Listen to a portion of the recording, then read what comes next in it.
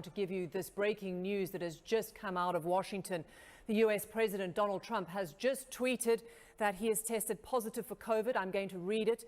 Tonight, Flotus and I tested positive for COVID-19. He wrote, in just the last few moments, we will begin our quarantine and recovery process immediately. We will get through this together, written in capital letters. This, of course, comes after Hope Hicks, the president's closest aide, tested positive in the last 24 hours. We understand that she is showing symptoms and we will continue to monitor her progress. But clearly now, all eyes, the focus on the US President Donald Trump has tested positive for COVID. I want to go straight to our doctor, Dr. Anne Ramoyne, to talk us through this news and the impact this will have, particularly on a man of his age, his weight. What kind of risk is he at now? Well, Robin, this is a stunning announcement tonight, and we're all very concerned about having anyone test positive for COVID, but in particular the President of the United States and the First Lady of the United States. This just shows how important testing, tracing, quarantining, and isolating is here. The President does fall into a high-risk category. He is older. He is somewhat overweight.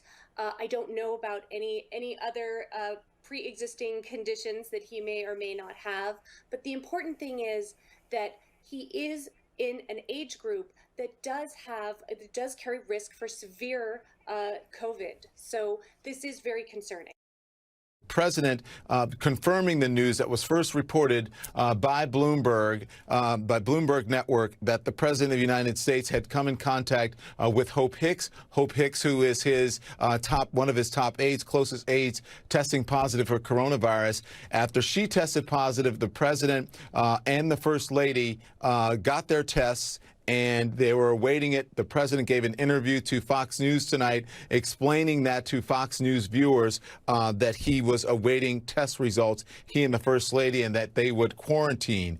I want to bring in now Samantha Vinograd, who is our national security correspondent, and also Brian Selter joins us as well. So, Sam, listen, the news we're getting now from the president, you have said that this was how did you put it, a red alert for the administration when it comes to what could happen. And now I think our worst fears, and I'm sure the presidents and the first ladies, have been realized. Don, I said hours ago that this was a code red moment for the U.S. government before we even had these diagnoses from Flotus and POTUS.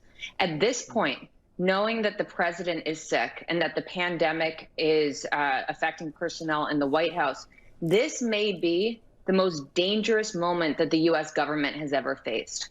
The president is suffering from a deadly virus. This feels like something we should be watching on an episode of Homeland. The president of the United States is suffering from a deadly virus. He has to quarantine. He is not able to fully perform his duties as commander-in-chief. Based upon the number of personnel that he comes into contact with every single day without wearing a mask, it is logical that other senior personnel within the national security apparatus could be infected by this virus. At minimum, they will also be unable to fully perform their duties. The U.S. government is incredibly vulnerable at this moment. We do not have a full team on deck, and that means that there are major gaps in our national security coverage based upon this diagnosis.